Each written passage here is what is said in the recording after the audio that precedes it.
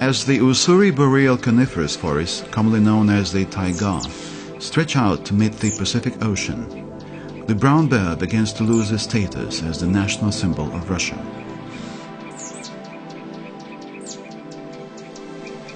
There, in the ridges of Sakhalin Mountains, the bear meets his great rival, the Amur tiger, a proud, solitary and enigmatic predator. The Amur tiger is one of the largest of all the tiger subspecies on Earth, and the only one which survives in deep snowdrifts. Few other countries in the world can boast such great treasures.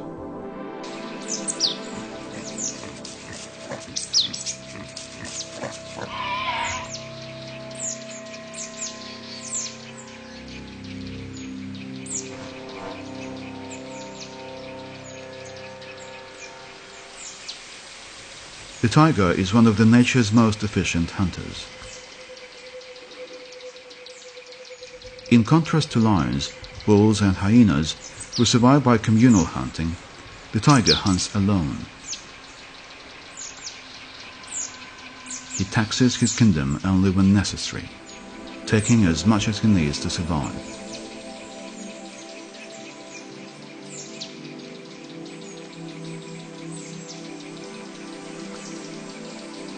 Minutes after a successful hunt, survivors can relax and enjoy a welcome spell of peace and quiet for the next couple of days.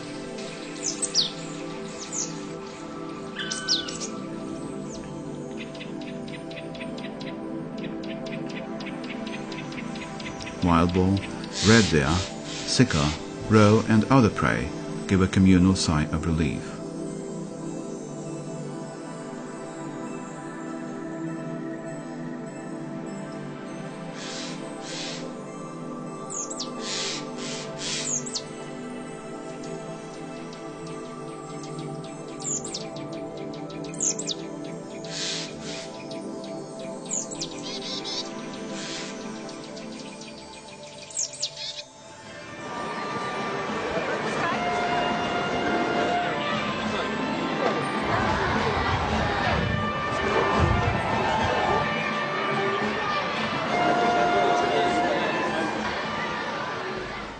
Ну, в окно заглядывала на это. А потом услышал в 4 часа утра этот визг собак. Все, побоялся выходить.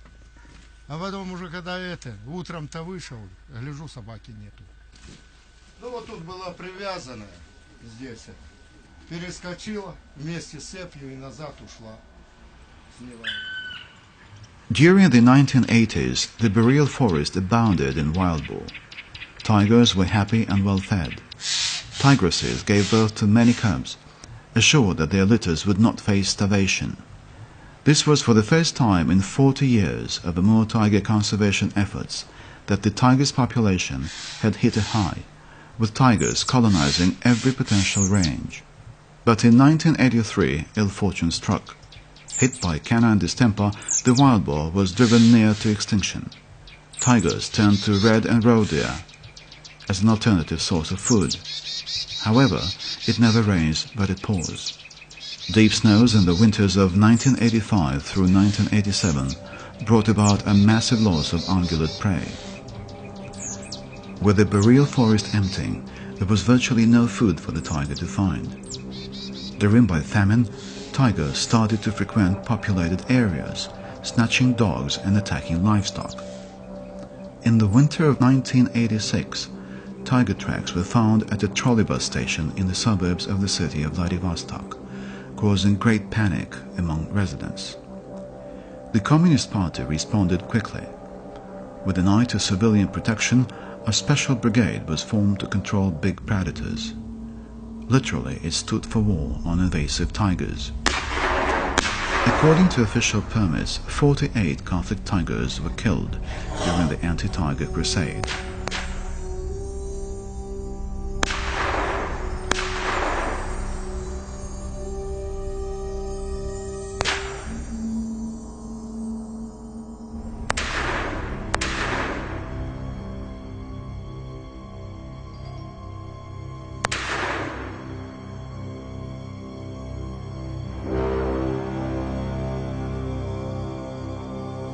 At the time, these killings went unquestioned.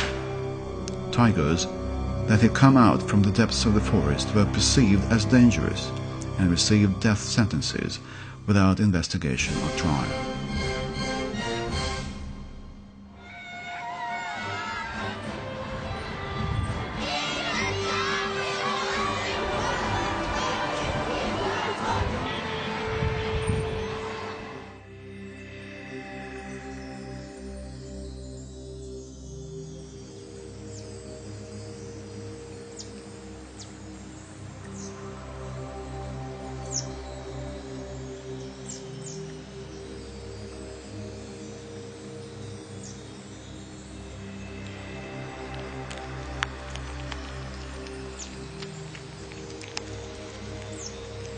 During that time, the Siberian boreal forest had not yet been pillaged by voracious timber dealers and was still rich in Korean pines.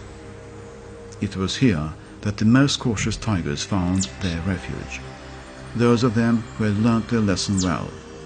Man is a mortal danger, and you should keep away from him, ideally beyond the distance of a rifle shot.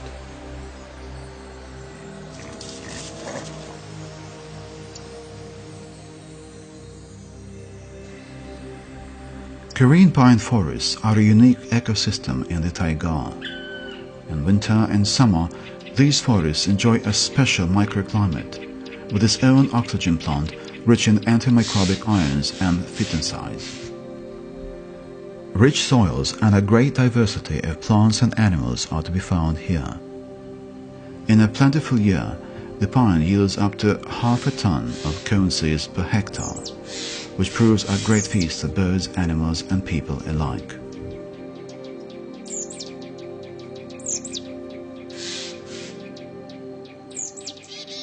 The nuts present a very tasty and rich product and are used to produce oil and milk. They are much larger than Siberian pine seeds and keep their nutritional value longer.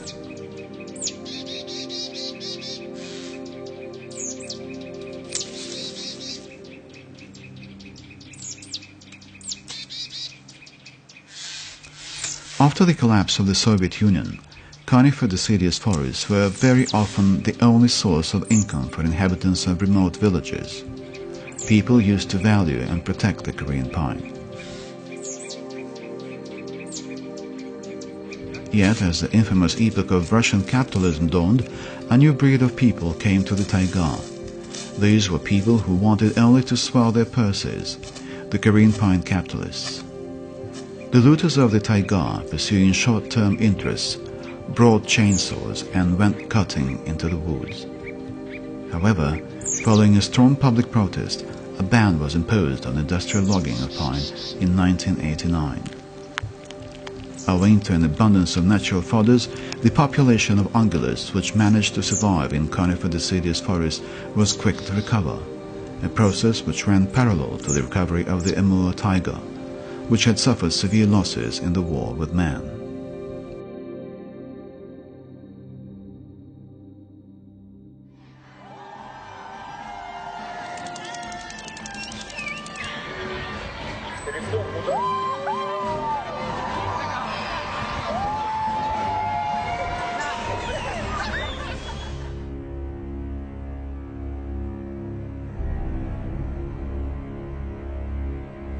The start of the 1990s saw the Iron Curtain fall. As borders were opened, Primoria became inundated with smugglers from nearby China, ready to buy up the whole of the taiga.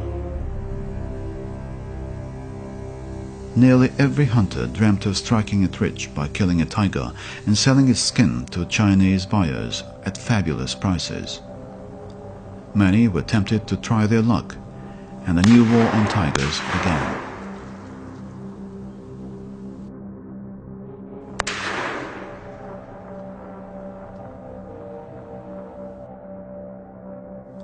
Yet, tiger bones brought fortune to nobody.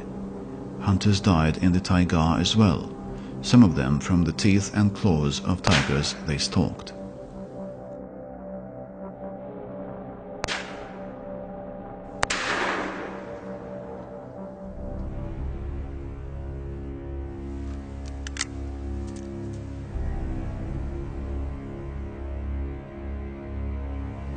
The repercussions of the Tiger War could be felt all over the world.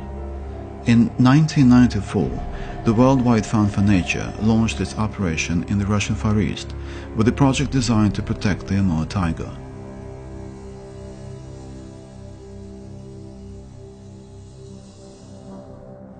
Upon the initiative of a number of non-government organizations, a special inspection team Tiger was set up, equipped and initially endowed with a broad scope of responsibilities. 7 anti-poaching brigades were established to protect ungulates, the tiger's prey.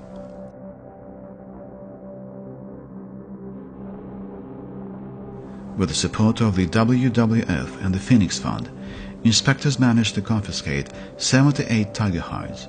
Over 13,000 poachers were detained, over 4,000 rifles were confiscated, and over 500 lawsuits were filed.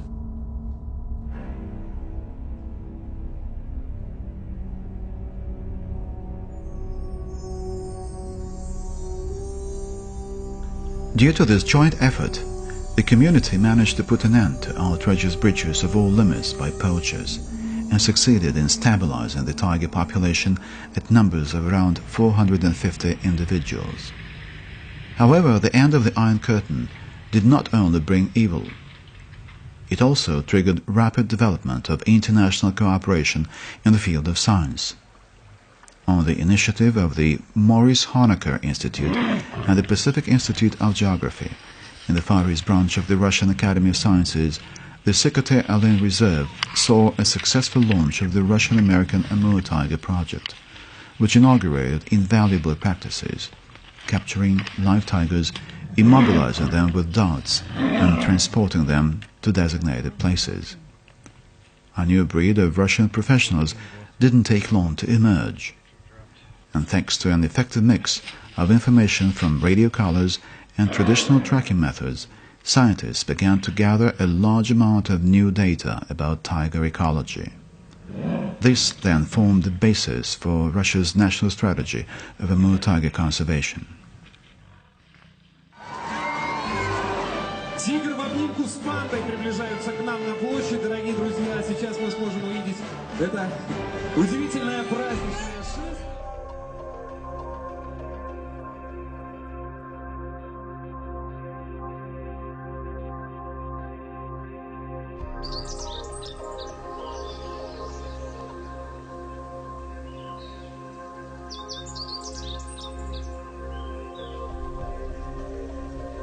While his mother relaxes, taking her nap in the bushes, away from the scorching sun and blood-sucking mosquitoes, after an exhausting hunt, her well-fed offspring goes to play hunt along the bank of a stream. He fancies himself quite grown up, a big tiger who can do everything for himself.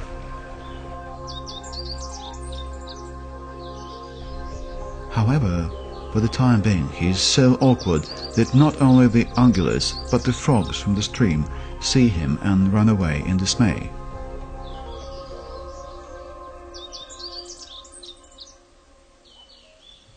Even so, this gives him huge pleasure at this stage of his development. He sees in himself a terrible and awe-inspiring master of his domain.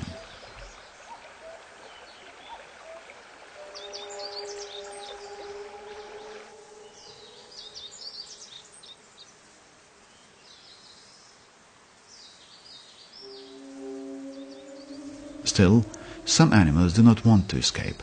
They see no need. The young hunter seems to be smitten by the proportions of an adult female red deer. An attempt to frighten a Himalayan black bear ends in vain as well.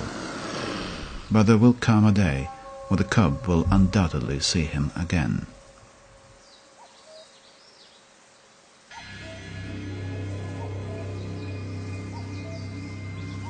Just then, the true master of the realm becomes apparent.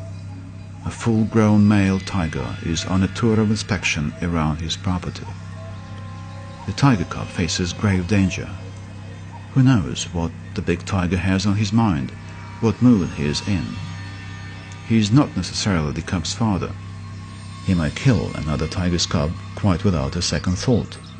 In fact, among tigers, even natural fathers do not display affection and fondness towards their offspring, and they are not involved in rearing. The father's opposite, female tigers are ready to do anything for their cubs. For her cub's sake, a mother tiger will challenge the male, a considerably larger and stronger animal.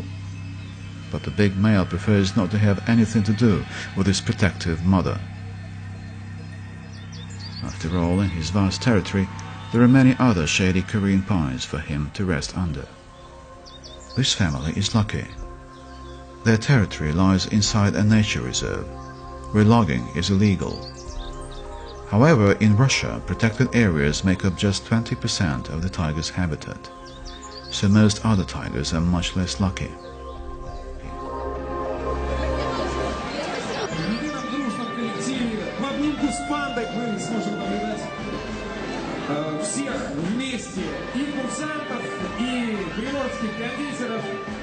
Not every shot a poacher takes turns out deadly. Wandering the forests of the Sikatae are a great number of wounded animals. More or less every other tiger carries a bullet or some shot under its skin. These exhausted and wounded animals, unable to catch a boar or deer, often seek out villages and settlements in search of easy food. The Inspection Tiger Group set up a unit called Conflict Tiger to deal with such situations. However, this time, in contrast to the 1980s, the unit included not only good marksmen, but biologists and scientists as well, armed with their own special equipment. The rules of this new game saw drastic changes. From now on, every tiger which appeared in a village or a settlement would be frightened away instead of shot. Where appearances recurred, the infringing visitor would be captured and examined. Any tiger who followed and attacked a hunter would be captured and confined. And only if a tiger should kill and eat a man would he be subject to the ultimate punishment of extermination. However, things failed to be so simple. In the remote settlement of Chernigovka, a situation for capturing a tiger who had been killing dogs seemed ideal. Snow that year was so deep that the tiger had to plow his way through drifts up to his belly. He could not cover big distances, and had to make use of roads and leave tracks which gave him away without fail. However, traps failed to catch the tiger, and no tracks were found on nearby roads. The following morning, news came from a village 20 kilometers away that a dog had been attacked that night. New traps were laid, and people started to search, following the roads. The next morning brought another message about a morning attack on a dog in a different place. This pattern repeated itself over 2 torturous weeks. The culprit worked his patch professionally, never to be seen more than once in any place, never returning to the scene of his crime, always staying away from roads. The solution to this crime spree, when it came, was a surprise. A railway linking local mining settlements was being kept clean and maintained in good condition on a daily basis by diligent railway workers. A perfect route for a tiger who made use of this functional, practical infrastructure, enabling him to travel to unexpected destinations. As a result, this tiger was never captured.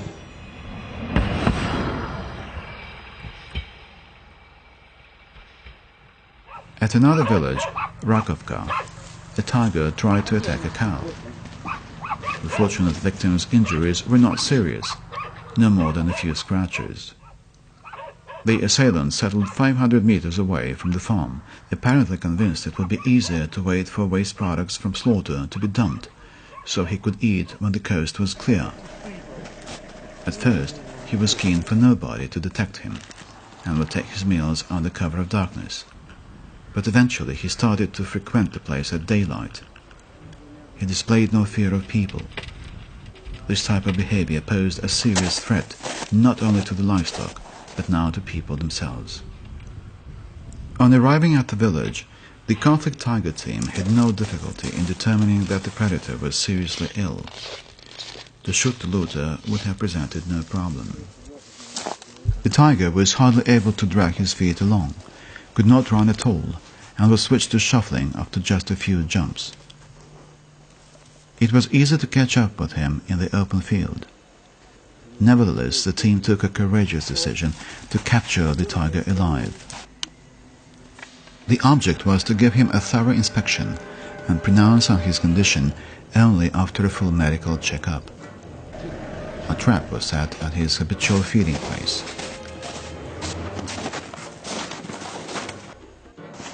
The following day, the tiger was taken into custody.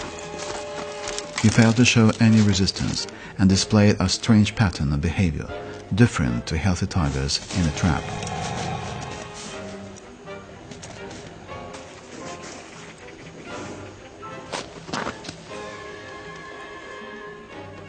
The specialists immobilized the tiger and conducted a thorough medical examination.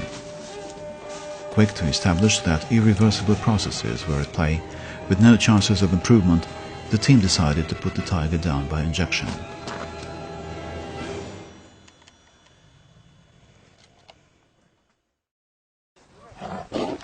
This gorgeous male tiger got into a poacher's snare, but he was lucky enough to escape a sad fate, as he was found not by his trapper, but by good people, who did not touch him and reported his discovery. The country tiger team managed to come while the tiger was still Были alive. кровопотеки в пасти у него, клыки были целые, все. Значит, на лапах немножко кровопотеки, около когтей, когти не были сбиты. И, конечно, след от петли остался. The tiger was immobilized and delivered to a special confinement unit for treatment. After he had successfully undergone a series of treatment procedures to help him recover his health, he was immobilized again, fitted with radio collar, and delivered in full comfort to his native hunting grounds.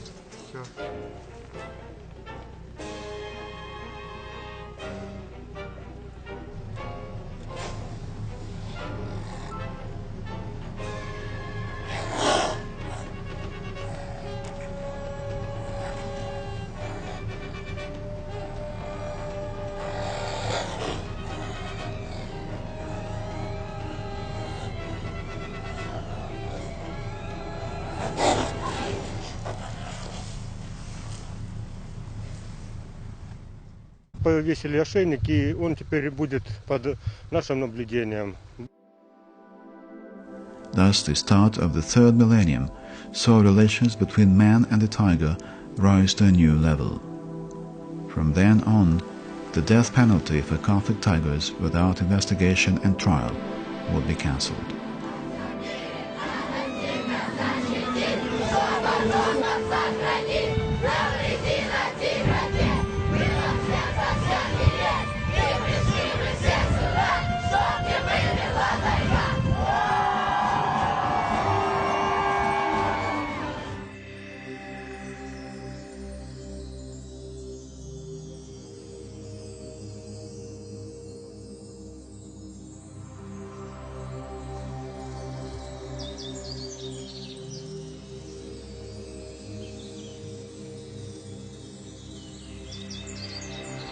It takes a tiger over a year to master all the intricacies of hunting alone, under the guidance of his or her mother. At this stage, the tiger begins to come of age, gains independence, and has to find his or her own hunting ground, his territory. This is the most difficult task, as the prime hunting grounds are typically monopolized by adult tigers. A tiger's hunting ground is not just a section of forest. It is an area where he must catch and kill no less than 50 ungulates each year. Those that escape and remain uneaten should survive long enough to replenish the prey stock and enable the tiger to know no shortages.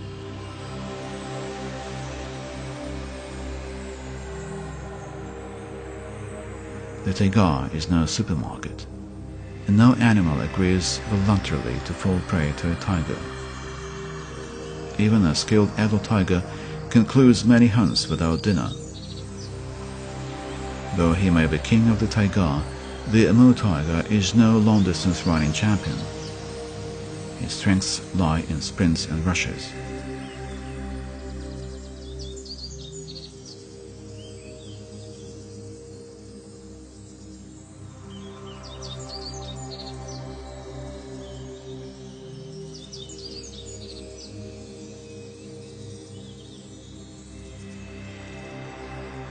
Tigers fight with each other for control of the best territories. Those who fail to find their plot of land in the reserve do their best to settle in hunting leases, where wildlife biologists have greatly increased ungulate numbers.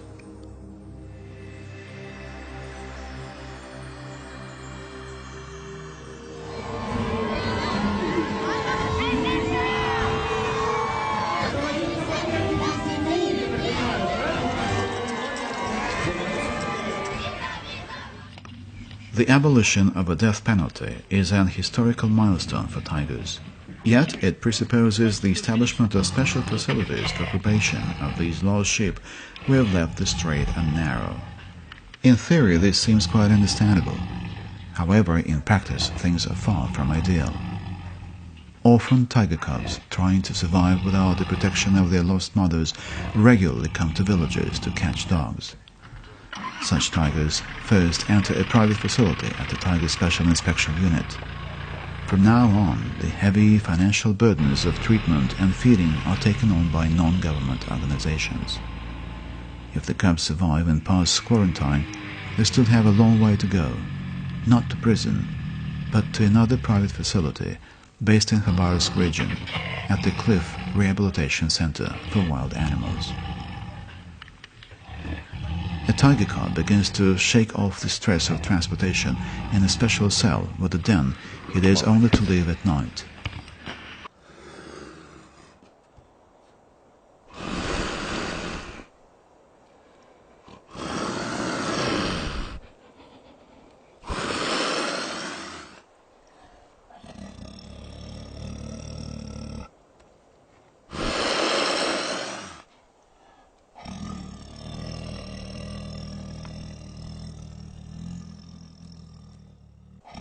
Judging by his reaction to inanimate objects, such as an automatic video camera, there has been no habit forming so far. The tiger has retained innate fear, a sign that he can safely undergo rehabilitation treatment. When the small tiger regains his strength, a door is opened, leading to a spacious confinement area, where he will have to master the basics of hunting, learning to catch real live food to eat. His reaction to video cameras confirms that the sub-adult tiger has preserved fear of human beings, which presents the main prerequisite for his survival in the wild.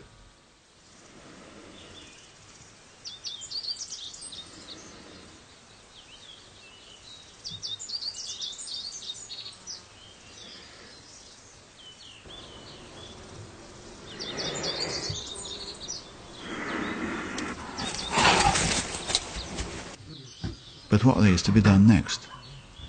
Will he be placed in a zoo or sent to a circus? In 2002, following an initiative by the Wildlife Conservation Society, the Inspection Tiger Unit set out to conduct a bold experiment. 2 young female tigers who had undergone a complete cycle of rehabilitation were radio-collared and released back into the wild.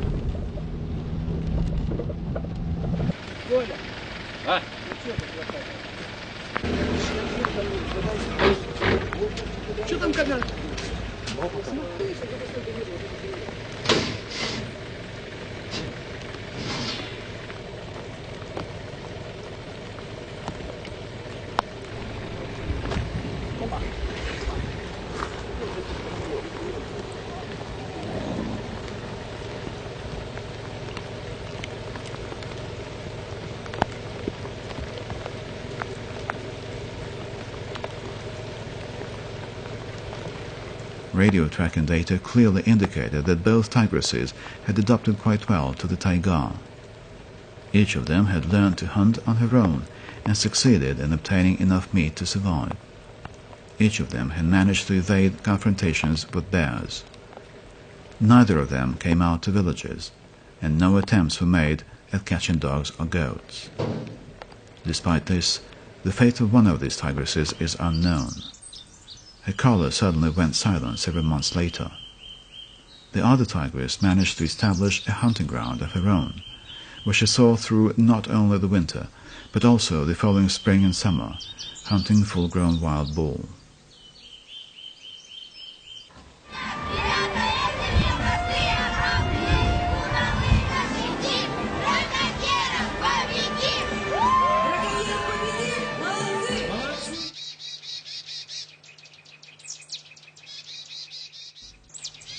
Till now, the fate of the Amur tiger has been lying in the hands of the human citizens of Primoria, who share their territory with the tiger. The new age has brought new trouble. Now it is not only individual tigers, but the whole tiger population that faces danger.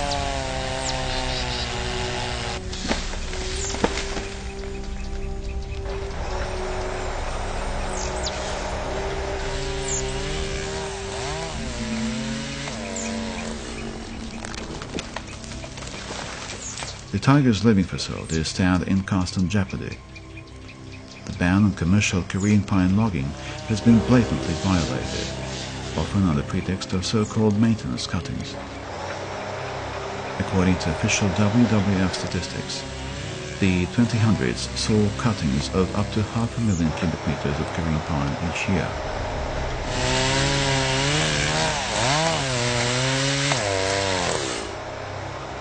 And even this ban has been lifted according to the new Russian Forest Code.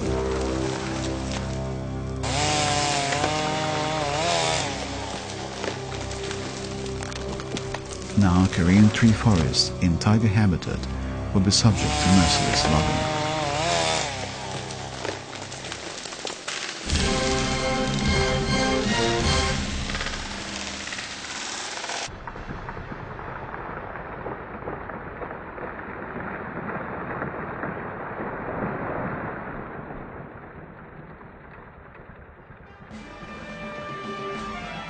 From the moment the first Slavs appeared on the banks of the Amur River, no head of Russian government has declared his or her personal commitment to the cause of tiger preservation.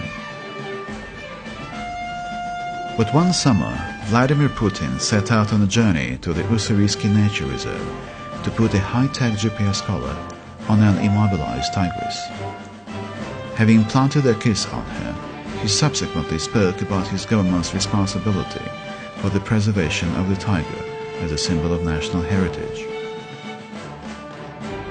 This kiss turned a new chapter in the history of relations between man and the Amur tiger. Today, 3 tigers wear on their necks the satellite amulets of Mr. Putin.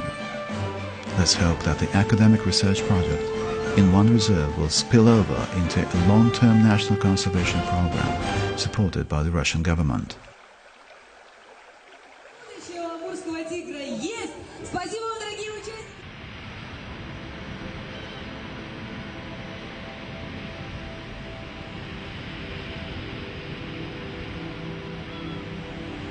As the Ussuri boreal coniferous forests, commonly known as the taiga, stretch out to meet the Pacific Ocean, the brown bear begins to lose its status as the national symbol of Russia.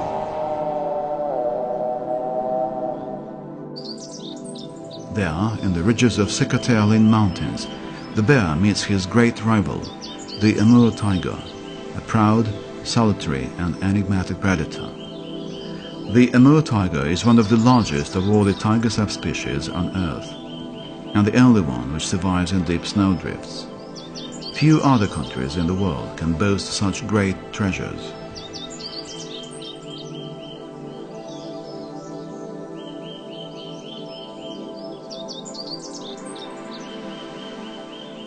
We were busy with the final credits when a call for action came in the studio. In the vicinities of the city of Ussurisk, an adult tiger was visiting a hunting base at night, causing the frightened watchman to call the helpline of the Department for Hunting Inspection and the Special Inspection Tiger Unit. By the time the specialists arrived, the tiger had been found maniacally persecuting a slowly moving truck, trying to bite its wheels. The behavior of this tiger was clearly abnormal. Such an unusual tiger definitely posed a threat to the residents of the nearby settlement of Alexeyevka. As a result, a decision was taken to immobilize the beast and to examine him thoroughly. The tiger displayed the same pattern of behavior as the tiger who had died the previous year in the Cliff Rehabilitation Center. However, there is no need for drawing any preliminary conclusions or making any other pronouncements on his health. After the tiger had been placed in a special cage, biological samples were taken to determine whether there were any possible viral infections or other causes of such abnormalities.